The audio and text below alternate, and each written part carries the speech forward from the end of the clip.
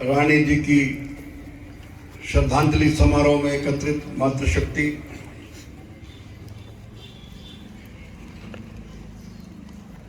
व्यास गद्दी पर संत वाणी प्रवचन वाणी देकर गए।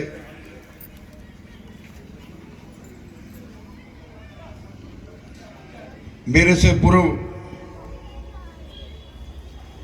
वक्ता मेरे बड़े भाई चौधरी दिलू राम जी ने मां की महिमा बताया।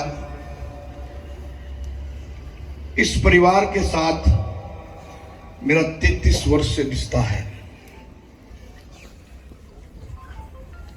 अशोक बर्दिया और मैं एक मां के पेट से पैदा नहीं हुए। मेरा और रिश्ता अशोक जी का ऐसा ही है। माता जी जैसी संतों की तरह गई, इनके विचार भी संतों जैसे थे, सोच भी संतों जैसी थी। हर वक्त खिले चेहरे मिलते थे। इनके हाथ की सैकड़ों बार रोटियां खाई हैं मैंने। इंद्रराज जी के बारे में दिलू राम जी ने बताया। इंद्रराज जी एक शेर थे बाजीगर समाज में, और खाली बाजीगर समाज में शेर नहीं थे। 89 में मेरे ऊपर बुरा वक्त आया था, एक डायरेक्ट पुलिस के साथ टकराव हुआ था। इंद्रराज जी मेरे लिए भी चट्टान बनकर खड़े थे। ये वो परिवार है। अशोक बर्दिया एक ऐसा दोस्त है, हनुमान दोस्त है। अगर किसी ने अपनी ताकत, राजनीतिक ताकत देखनी हो, क्योंकि यहाँ राजनीतिक लोग बहुत बैठे हैं। एमएलए, एमपी, मंत्री बनना बड़ा आसान है। गांव का सरपंच बनना बहुत मुश्किल है। अशोक गांव का सरपंच रहा है। यहां से मैंने इसको 33 साल में कभी किसी के साथ ऊंचा बोलता नहीं देखा। परसों चंद्रमोहन जी और मैं गए, बैठे घर में काफी देर। मुझे पहली बार पता चला कि माता जी ने प्रभाकर की हुई थी। प्रभाकर उस वक्त की 83 साल की उम्र थी, इक्वल टू एमए थी। आज की एमए उस वक्त की प्रभाकर इक्वल थी।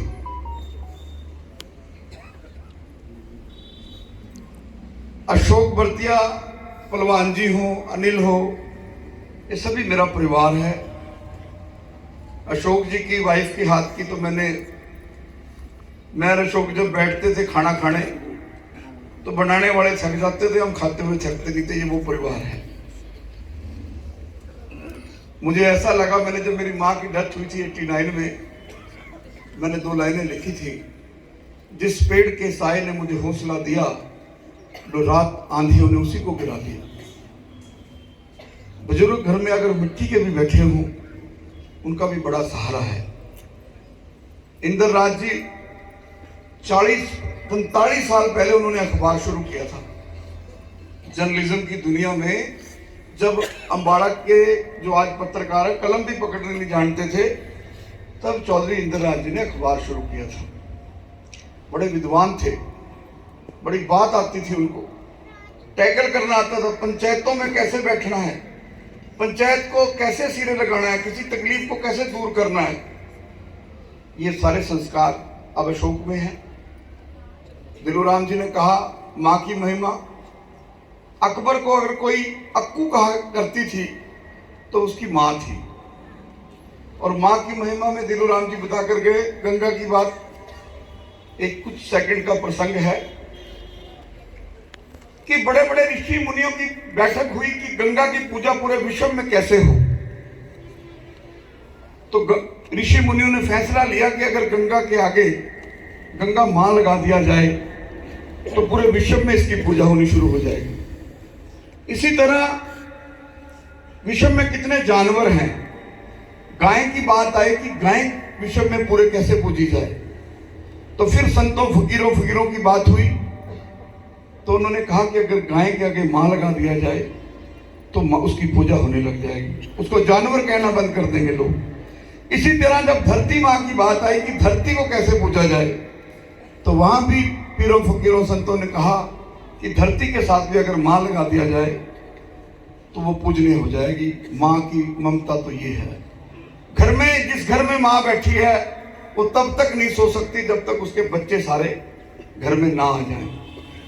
तो मैं ब्राह्मण महापंचायत की तरफ से, एंटी टेररिस्ट फ्रंट इंडिया की तरफ से, मैं इनका छठा ही भाई हूं, हमेशा आपके साथ हूं। अशोक मुझे 90 में, बाबूजी इंद्रराज जी, 90 में एक आपका बाजीगर का सम्मेलन हुआ था, ठाकुर रमेश्वर सिंह उसमें उन्होंने लीड किया था, तो हम धरने पर बैठे थे। मैं तो आपको और अपने आप को आपका परिवार समझता हूं, तो मैं हमेशा अशोक के साथ आधी रात को खड़ा हूं, खड़ा था, खड़ा रहूंगा। माँ की कमी नहीं हो सकती कभी भी पूरी, लेकिन हमारे यहाँ हिंदू संस्कारों में दसम पगड़ी का मतलब आज सारी जिम्मेवारी पिताजी के बाद माँ के प्रति, माँ के बाद आपके ऊपर है। ऐसा परिवार, ऐसे संस्कार हर माँ अपने बच्चे को दे। ये मैंने अम्बाड़ा में, शहर अम्बाड़ा जिला में, मैं इस श्रद्धांजलि सभा में लिख कर दे सकता हूं कि एक ऐसा परिवार है जो 5 के 5 भाई लकड़ियों के गट्ठे की तरह हैं। ये सबसे बढ़िया संस्कार जो है, ये है असली संस्कार। ये संस्कार, ये शिक्षा लेकर जानी चाहिए कि हमें भाइयों को, परिवार को एक मुट्ठी की तरह, एक लकड़ियों के गट्ठे की तरह रहना चाहिए। उससे समाज में हमारा रुतबा बढ़ता है।